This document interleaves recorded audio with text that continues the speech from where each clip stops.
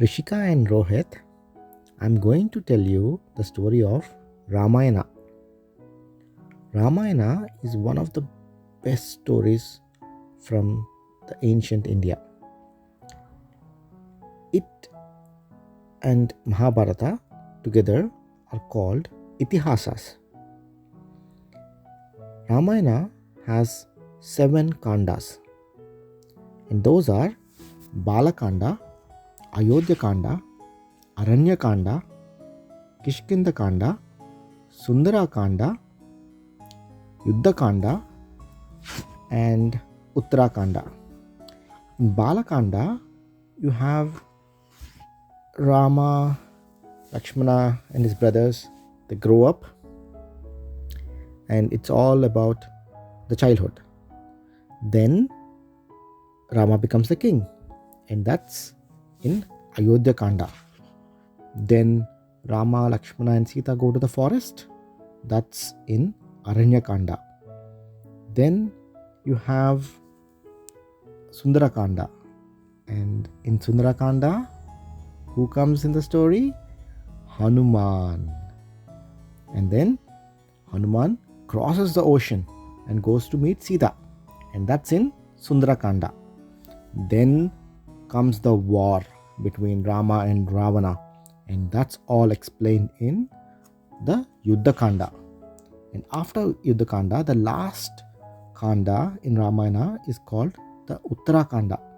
In Uttarakanda, it's after the war, Rama goes back and Lava and Kusha get born.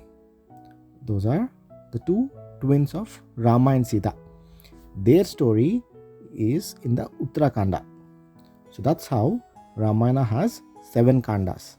Now let's start with Balakanda. In Balakanda, the first story is about Ratnakar, the robber. Long time ago, there used to live a very cruel robber, a thief called Ratnakar. He used to live in a forest in the beautiful country of India. Whenever any innocent travelers are passing by, he snatched their belongings and used to hurt them. And he was very cruel and very bad. He used to take away their money and their belongings, and the people used to be so sad that he is taking away all their stuff. Days passed, and one day Narada, the holy sage, the holy rishi, he was passing by in the forest, and suddenly somebody jumped from the tree in front of him. Narada was surprised. Who is this?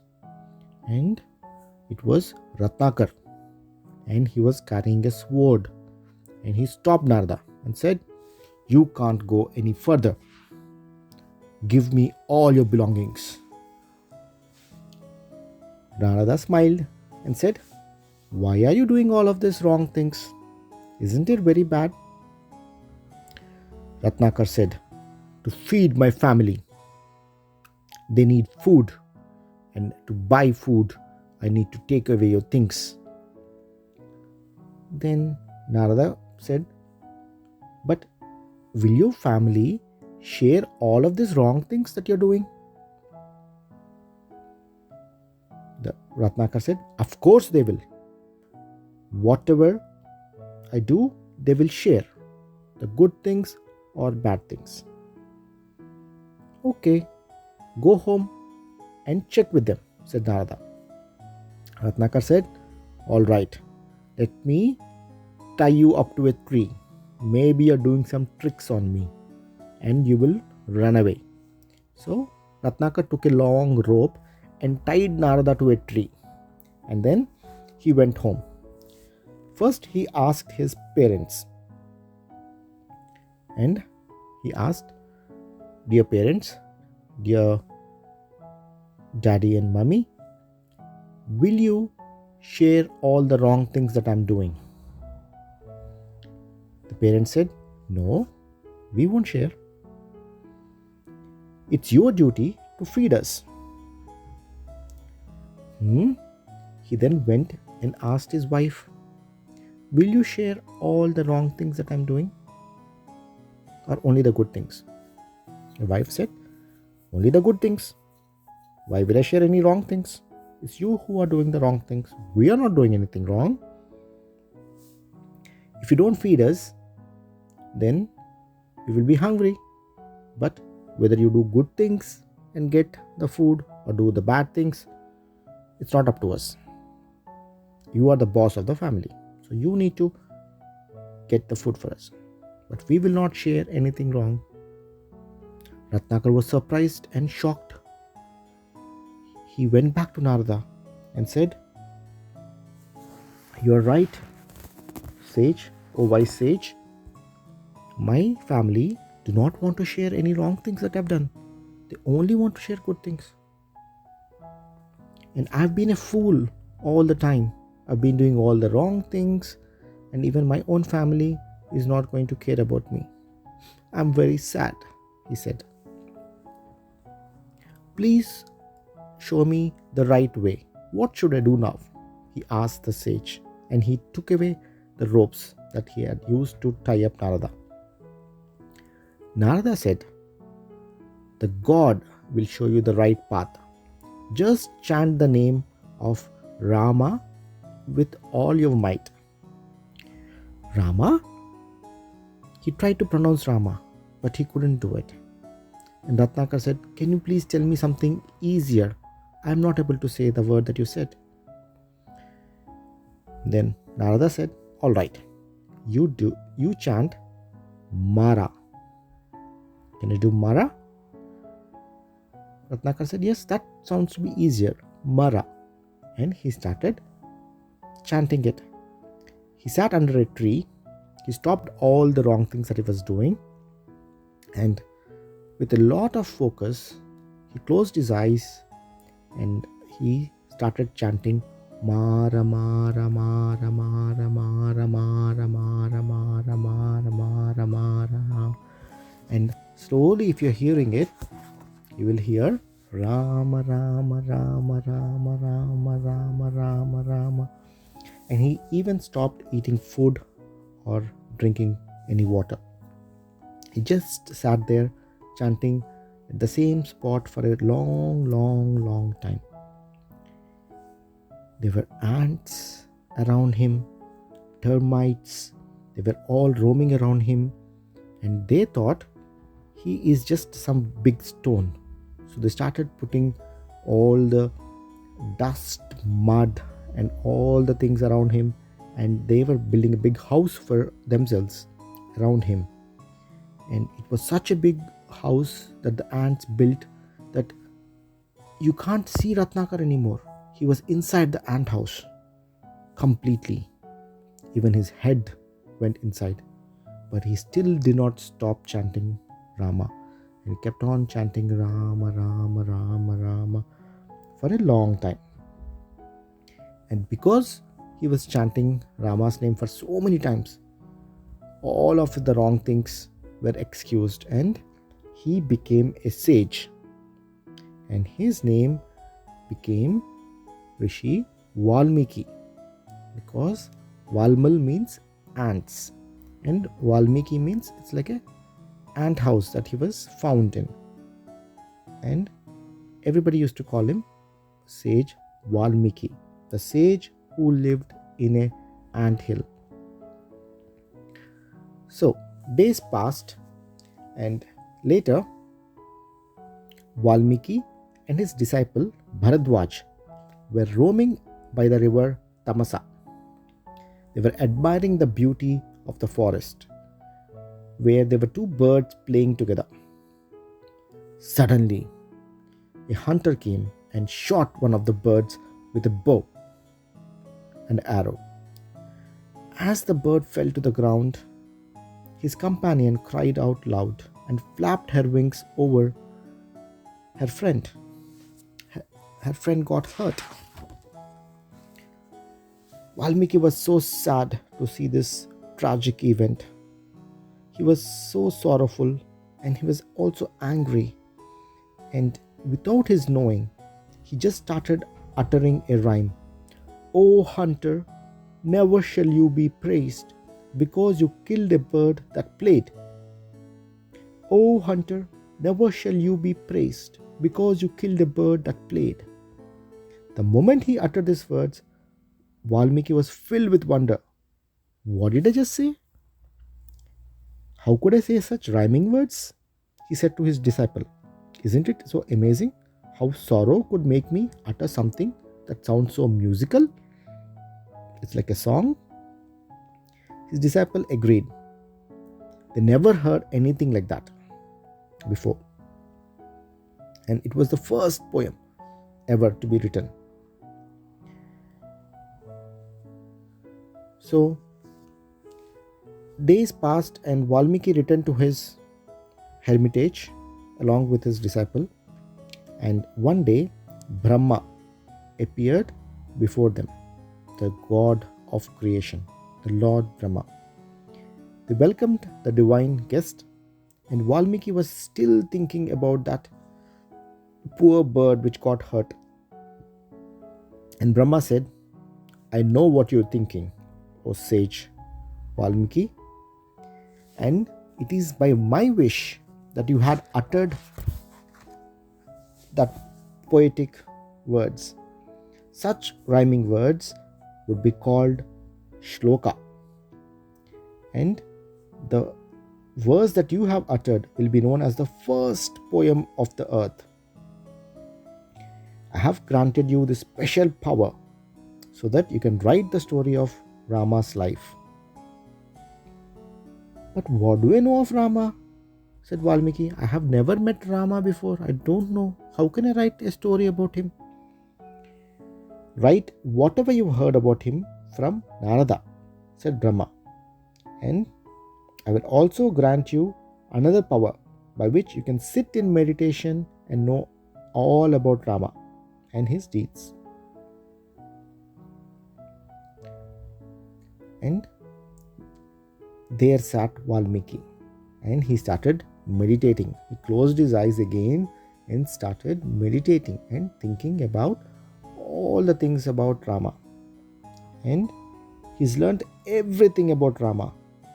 And he made 24,000 shlokas. Not one or two or 100 or 1,000. 24,000 verses or shlokas that he has written. And all of that together is the entire story of Ramayana.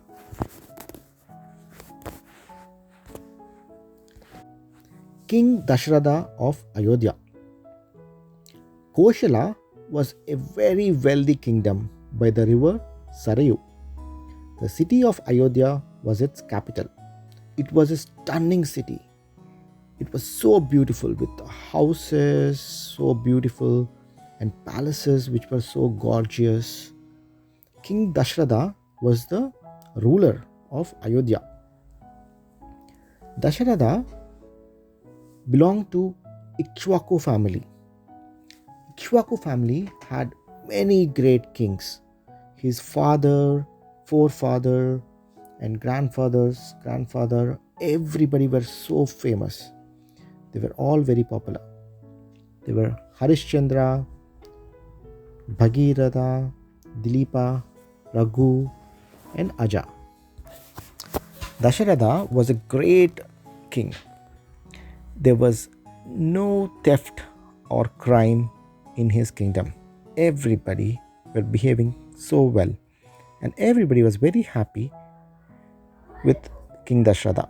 However, King Dasharatha himself was very unhappy. He had 3 queens, Kaushalya, Kaikeyi, and Sumitra, but none of them had a child. Despite all the wealth, the money and success, everything that he had, the one thing that he did not have was a son who could become the next great king in the family. King Dasharatha loved hunting. He used to go into the forest and hunt animals, even in the dark. By just hearing the sound of an animal, he he could shoot an arrow at it.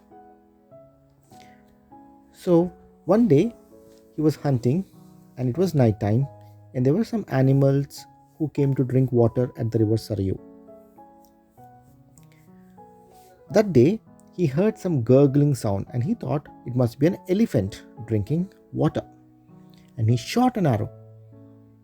But he did a big mistake. It was not an elephant, it was a human. He was a young rishi called Sharavana, and he came to fetch water for his parents who were very old and they were very thirsty. The young sage said, "Oh king, why did you shoot me?" The king was very sorry. He said, "I am extremely sorry. I didn't know it was a human. It was a person. I thought it was an animal." And the king filled the pot with water, lifted the man, and he took him to the hut where the blind parents lived. The father was a very old sage, and he was very upset. And he said, "Since you made me suffer for my son, you shall also suffer similar grief and sorrow for your own son." King Dasharatha was very upset, and he came back to his palace, and he called his main guru, sage Vasistha, who was the royal priest, and he narrated everything that has happened. And he was feeling so sad about what happened. "Well, it's a blessing," said Vasistha cheerfully. Dasharatha was surprised. "A blessing? How could it be a blessing?" Then King Vasistha explained, "Look, you've been always wanting a son, and you don't have a son. But that sage said you will suffer for your sons. That means you will definitely have a child."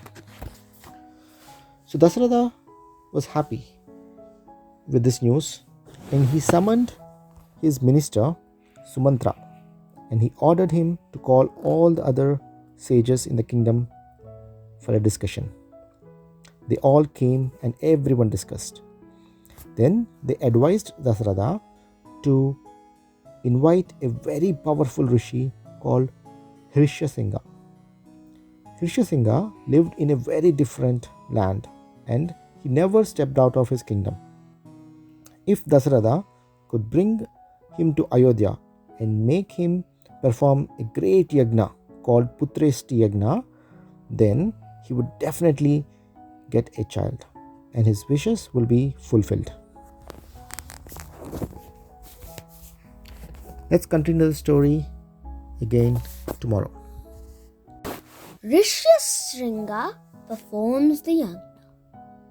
At that time, Rishyasringa was staying in the neighboring country of Anga. On Dasharatha's request, Lompada, the king of Anga, made Rishyasringa agree to visit Ayodhya. Loads of arrangements were made for the yagna on the northern banks of Sarayu River. Kings were invited from very long distances. The arrangements took 1 full year. When Rishyasringa had first come to Ayodhya, it was springtime. By the time all of the things were ready, it was spring again. On the very special day, Dasarath, along with his 3 queens, sat for the yagna conducted by Rishyasringa. A grand fire was lit and offerings were made in it. Suddenly, a heavenly man appeared out of the fire, holding a bowl of pudding made of milk and rice. "Lord Brahma had sent me," said the divine messenger to Dasarath. "Make your queens eat this pudding, and your wish will be fulfilled." The birth of the princes. Dasarath distributed the divine pudding among the queens. He gave half of it to Kaushalya, half of the remainder to Sumitra, and half of the remaining portion to Kaikeyi. Then he thought again and gave the final remaining portion to Sumitra. After a year, Kaushalya gave birth to Rama. Kaikeyi gave birth to Bharata, and Sumitra, who had 2 portions of the pudding, gave birth to 2 sons, Lakshmana and Shatrughna. King Dasharatha was very happy, and the people of Ayodhya were happy too. The 4 princes turned out to be very, very fine young men. Rama, the eldest, had the finest qualities among them. He could ride the elephants and horses and drive a chariot very easily. He was also a very good archer like his father, and he was much attached to King Dasharatha because he loved him so much. Lakshmana was very obedient to Rama. Since childhood, Bharata and Shatrughna also respected their eldest brother very, very much. Vishwamitra comes with a request. One day, sage Vishwamitra came to Ayodhya. "Tell me, O great sage, how can I help you?" "I shall do in all my power," Dasharatha asked. "I have arranged for a yajna," Vishwamitra said, "but 2 demons named Marich and Sabal are disrupting it. Please give me your brave son Rama for 10 days. He will kill the demons and I will be able to finish my own." Dasharatha turned pale on hearing the request. "Rama is barely 16, he pleaded. "How can he tackle ferocious demons? I myself will go with my army and kill all your demons. But please spare Rama." "But you promised to help me," Vishwamitra said angrily. "Now you are acting like a coward. All right, let me go away." Vasishtha, the royal priest, assured Dasharatha that Vishwamitra was a powerful sage who would keep Rama safe. Finally, Dasharatha said yes.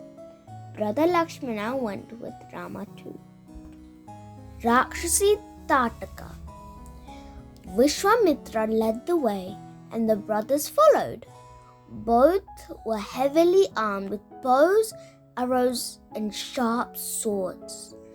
They reached the confluence of rivers Sarayu and Jahnavi and spent the night at a hermitage.